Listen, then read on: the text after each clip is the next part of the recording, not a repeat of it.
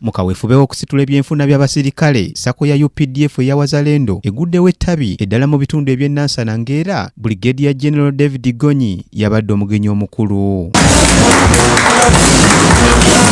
Omukolo guno gwetabiddwako bannamagye era bano bawabuddwa ku nkozesa y'ensimbi ze beewola okusobola okusitula eby'enfuna byabwe. So as we celebrate these achievements, I want to encourage Wazalendo Sacco to continue upholding those standards.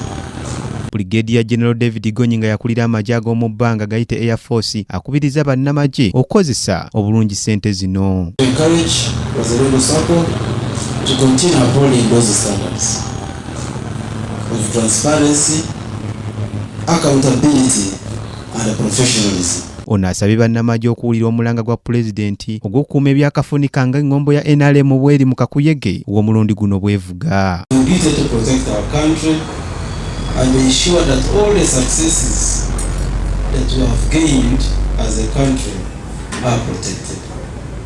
Akulira ebikwekweto William Atalyeba aweze okukola ekisoboka okulaba nga Sacco yaabwe ekira Sacco zonna mu nsi yonna okubaamu abantu abangi. So we'll be giving a way forward both to our leaders in the UPDF and to the members who are here.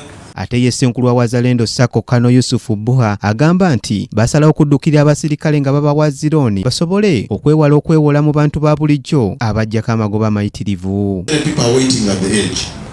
They are saying, are you serious? You are taking us on? Just tell us when you are doing that. We are holding them at bay, saying, no, please. So, Afande, this is where we should be going, and I think we shall be going.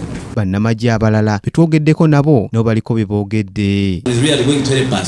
From Chira, I drive from the express.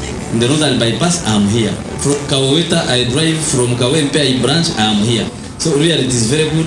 We thank you very much. Kisa ky'ettekira yakusakidde eggule lino ku lwa KTV Amalindiri.